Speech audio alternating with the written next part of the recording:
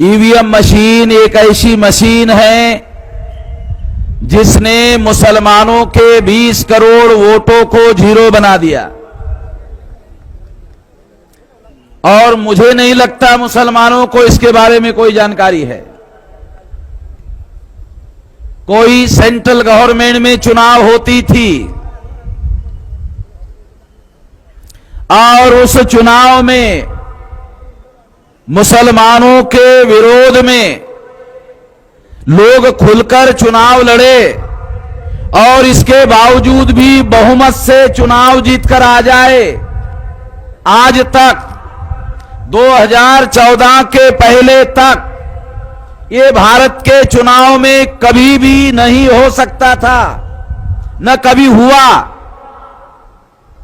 2014 के चुनाव में मुसलमानों का वोट लिए बगैर और मुसलमानों के विरोध में काम करके भारतीय जनता पार्टी को 283 सीटें मिली और केवल 31% वोट मिले। याद करो 2014 के पहले सेंट्रल में कोई भी सरकार मुसलमानों के सपोर्ट के बगैर, कोई भी सेंट्रल की सरकार बहुमत से मुसलमानों के समर्थन के बगैर कभी नहीं बनी।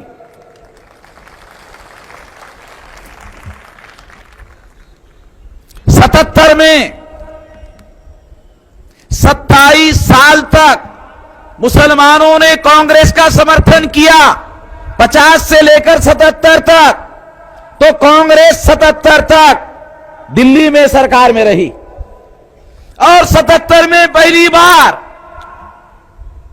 इंदिरा गांधी के विरोध में, इमरजेंसी के विरोध में, जब 77 में जनता पार्टी को मुसलमानों ने समर्थन दिया तो कांग्रेस के विरोध में जनता पार्टी की सरकार आई थी।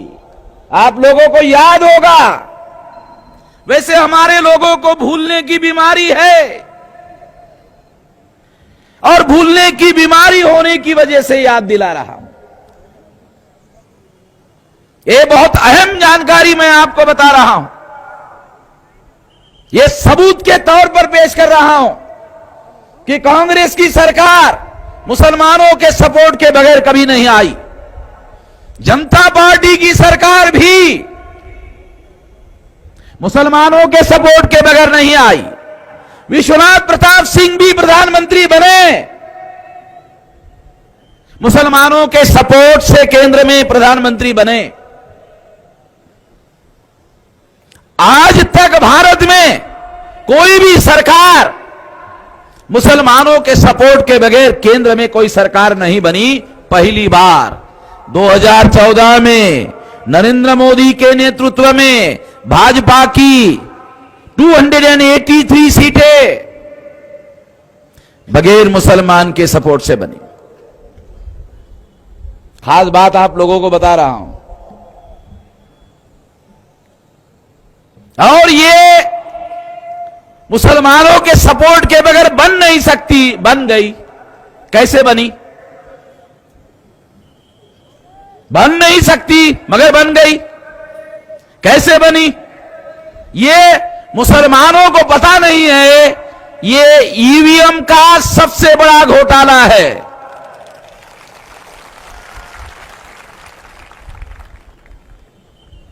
और ईवीएम ने मुसलमानों का वोट वैल्यू अंग्रेजी शब्द है। वोट वैल्यू का अर्थ है मत मूल्य। वोट का मूल्य जीरो कर दिया। 2014 के बाद मैं जो नोमानी साहब को मिला तो नोमानी साहब को याद होगा कि मैंने ये बात उनको समझाई, खानकाह में जाकर समझाई कि ये ईवीएम है जो मुसलमानों का वोट वैल्यू जीरो कर दिया। बाबा साहब आंबेडकर ने तो वोट का अधिकार देकर मुसलमानों को ताकतवर बनाया और ब्राह्मणों ने ईवीएम मशीन लाया और ईवीएम मशीन लाकर मुसलमानों का वोट वैल्यू 0 कर दिया। आपको याद होगा 82 में इंदिरा गांधी प्रधानमंत्री थी और 80 के दशक में अमेरिका और यूरोप में फैसला हुआ ईवीएम मशीन पाबंदी लगाने का फैसला 80 के दशक में हुआ। ईवीएम मशीन से अमेरिका में यूरोप में चुनाव नहीं होगा, यह फैसला 80 में हुआ। और इंदिरा गांधी 82 में प्रधानमंत्री थी। इंदिरा गांधी ने फैसला किया कि जिन मशीनों को यूरोप में अमेरिका में पाबंदी है वो मशीनें भारत में लाई जाएगी। आपको ये मालूम नहीं ये फैसला किसने किया? 82 में इंदिरा गांधी ने फैसला किया। आप लोगों को यह भी याद होगा कि 80 के बाद भारत के चुनाव में यह नारा मैदान में गूंजने लगा था। काशीराम जी के द्वारा वो नारा था, वोट हमारा और राज तुम्हारा। आपको थोड़ा याद दिला रहा हूं, बात समझ में आए इसलिए। ये वोट हमारा और राज तुम्हारा, नहीं चलेगा, नहीं चलेगा, नहीं चलेगा। ये 80 के बाद ये नारा, और नोमानी साहब को मालूम है ये नारा लगाया गया था। तो उन लोगों को, ब्राह्मणों को पता चला हाँ ये बात तो सहना सही है, वोट तो इनका है, राज हमारा है।